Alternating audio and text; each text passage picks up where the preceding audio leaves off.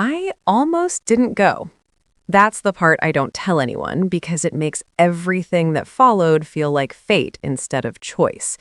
But the truth is, I stood in front of my closet for nearly an hour, staring at clothes that all felt wrong, asking myself why I was even doing this to myself again. My brother had invited me. No, corrected himself, included me at the last minute. It's a networking thing, he'd said over the phone, casual, distracted.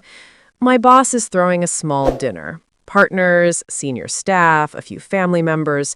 You can come if you want. If you want. Like he hadn't spent our entire childhood making it clear I was the optional one. I knew what it really was. A stage. An audience. Another chance for him to look successful by comparison. But I went anyway. The restaurant was one of those places where the lights are low on purpose and everything smells like money. Valet parking, soft jazz, the kind of place where people talk about deals like they're gossip. I felt every inch of my not quite right dress, every step of my heels clicking a little too loud on the floor. I saw my brother immediately. He was laughing, hand on someone's shoulder, completely at home. He looked good. Confident. The version of him our parents always bragged about, the one who had done everything right. And when he spotted me, his smile changed. Not disappeared, shifted. There it was, that familiar tightening around his eyes, like he was already rehearsing something. "Hey," he said, leaning in to kiss my cheek, "you made it." "Yeah," I said. "I did." He scanned me quickly.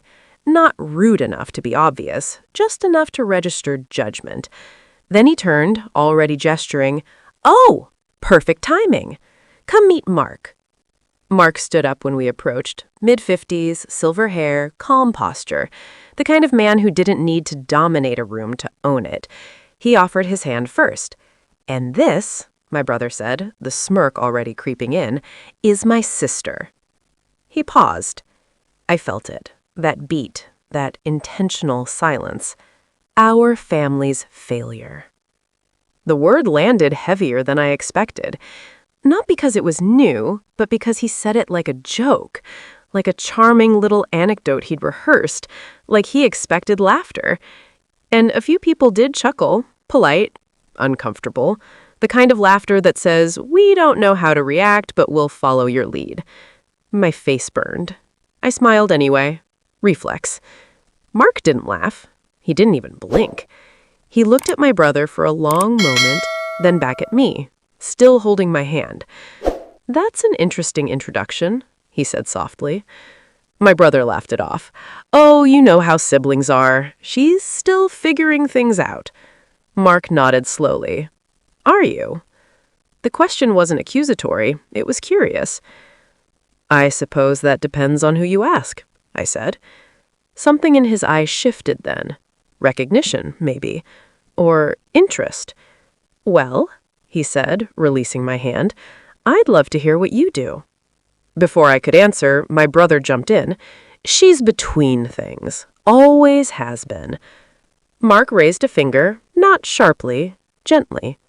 I asked her. The table went quiet. I felt something unfamiliar rise in my chest.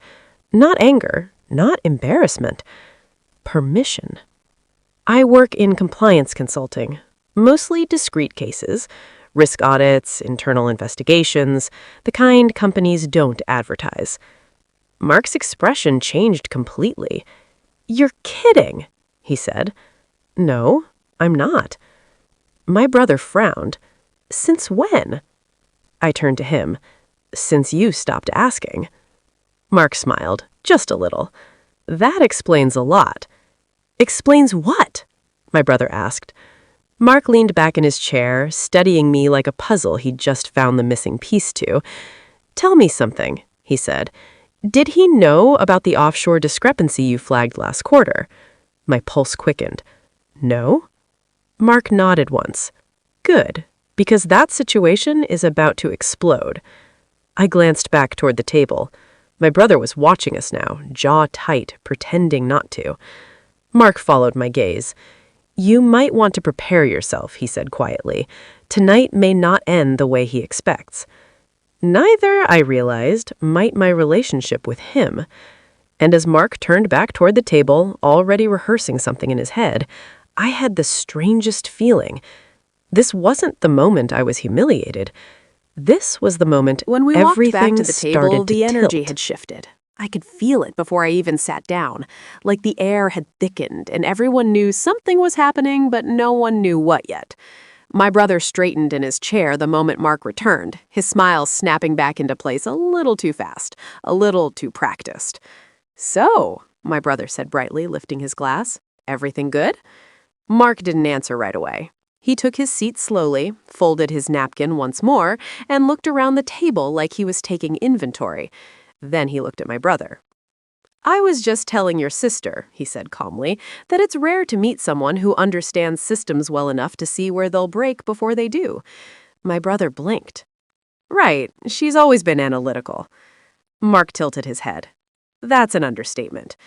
I stayed quiet. Not because I was afraid, but because something told me this wasn't the moment to rush in and explain myself. This wasn't about me proving anything. This was about letting the truth sit where it belonged. One of the partners cleared his throat. "Are you talking about the Midwest audit?" "Yes," Mark said, "and the Southwest restructuring, and the vendor compliance issue that saved us from a very public lawsuit." My brother's smile stiffened. "Those were team efforts." "They were," Mark agreed. "But they were led." He turned to me again. "You were the one who insisted on pulling historical data from before the merger, weren't you?" I nodded. The numbers didn't make sense otherwise. "And you were right," he said. "They never do when someone's hiding something." My brother laughed nervously. "Okay, I feel like I'm missing part of this conversation." Mark's voice stayed gentle. "You are." That was when my brother finally stopped smiling. "What exactly are you saying?" he asked. Mark leaned forward, resting his forearms on the table. "I'm saying that your sister has been consulting for us independently for over a year, quietly, effectively, and without needing credit." My brother turned to me sharply. "You've been working with my company?" "I've been working with his company," I said, "not yours." The distinction landed hard. "You didn't think to mention that?" he snapped. I met his eyes. "When?" He opened his mouth, then closed it again. There was no good answer. There never had been.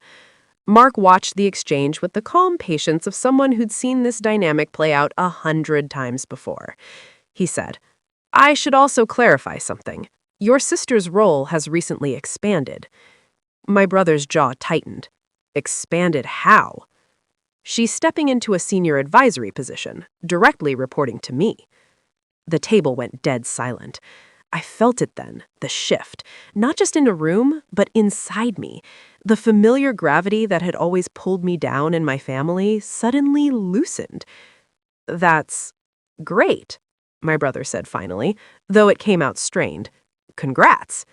"Thank you," I said. Mark nodded. "Actually, that's part of why I invited family tonight. Transparency matters, especially when lines get complicated." My brother stared at him. "Are you saying she'll be overseeing my division?" Mark didn't hesitate. "In certain areas, yes." I watched the color drain from my brother's face. Dinner continued after that, but the balance had changed. Conversations splintered. People leaned toward me now, asking questions, listening closely. My brother grew quieter with every passing minute, his confidence unraveling thread by thread. At one point, he leaned over and whispered, "You could have warned me." I whispered back, "You could have respected me." He leaned away, eyes hard. When the night finally ended and coats were gathered, Mark stopped me near the door. "You handled that well," he said. "I didn't do anything," I replied. He smiled. "Exactly." My brother waited by the car, arms crossed, the city lights reflecting off the hood like a stage spotlight he no longer controlled. As we stood there, the distance between us felt wider than the street, wider than all the years of comparisons and quiet dismissals. "You didn't have to let him say all that," he said. "I didn't stop him," I replied. "There's a difference." He looked at me then.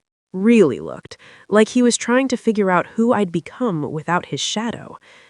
I unlocked my car and paused before getting in. For what it's worth, I never wanted to be the family failure. He scoffed. Then what did you want? I met his eyes, calm, steady. To be invisible long enough to become undeniable. I drove away before he could answer, and for the first time in my life, I didn't feel like I was leaving something behind. I felt like I was finally stepping into it.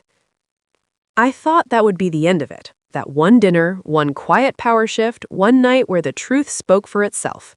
I believed, naively, that my brother would lick his wounds, recalibrate, and maybe even grow. I underestimated how deeply humiliation cuts someone who's built their entire identity on being superior. The first sign came 3 days later when my phone buzzed during a morning call. Unknown number.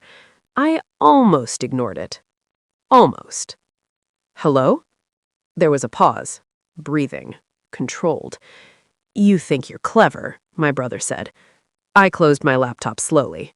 Good morning to you, too. You embarrassed me. I corrected you, publicly, the way you corrected me privately for years. That was different. Was it? Silence. Then colder. Mark shouldn't trust you. That made me smile, not because it was funny, but because it was desperate. Tell me, I said, what exactly did you tell him? He didn't answer. I'm guessing you tried to frame me as unstable or bitter or overreaching. You've always been emotional. This sudden confidence, it's suspicious. I leaned back in my chair. You're right. It is sudden. For you. He hung up. An hour later, Mark called. I want you to hear this from me before it becomes noise. Too late. I already hear it. A pause. Then a soft cuckle. Good, then you're prepared. He questioned my credibility, I said. Yes, and his timing was unfortunate. Unfortunate how? He did it in writing. I closed my eyes. Mark continued. Accusations without evidence, claims about conflicts of interest, suggestions that your findings were influenced by personal resentment. And, he said calmly, I forwarded them to legal. I exhaled slowly. That's going to get ugly. It already is. Which brings me to why I called. I want you in the room tomorrow. With him? Yes. I hesitated. As what? Mark didn't miss a beat.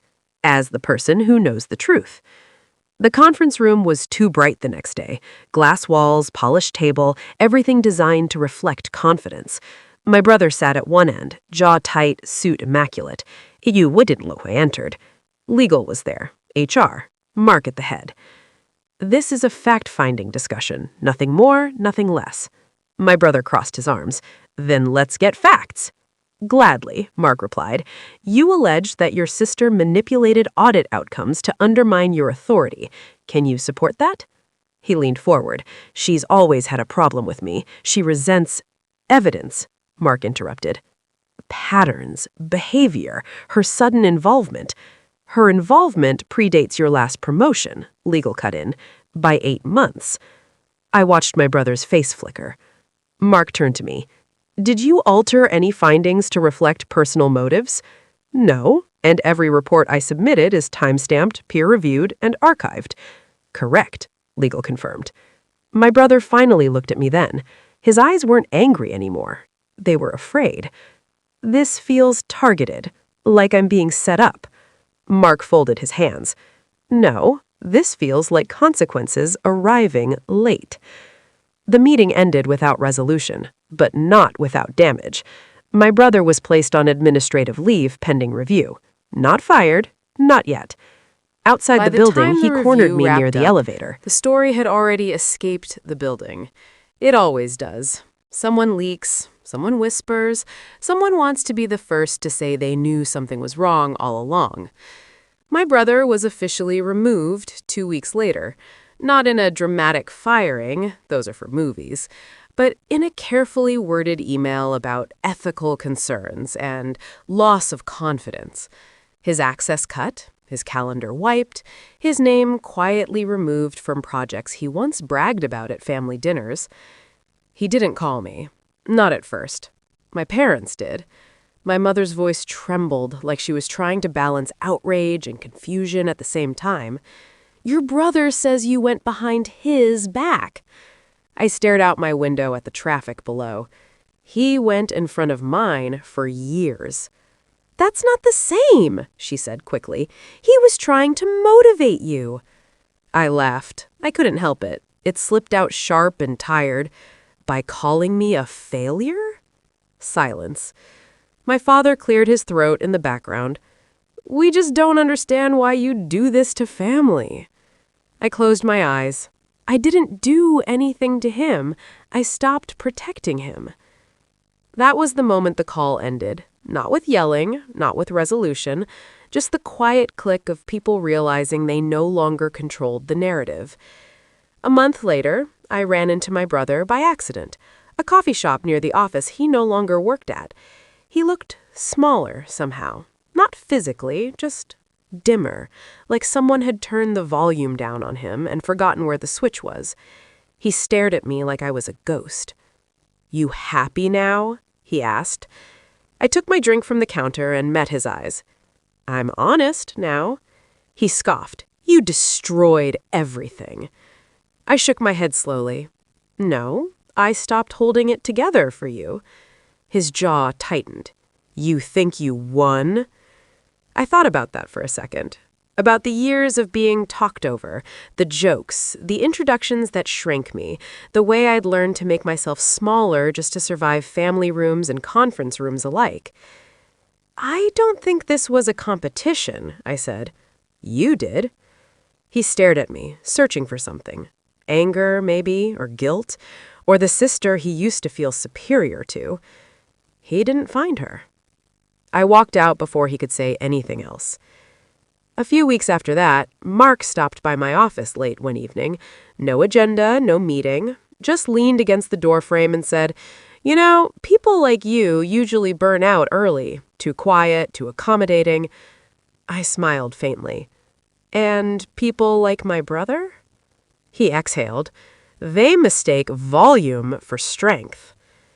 He left shortly after. That night, I stayed late.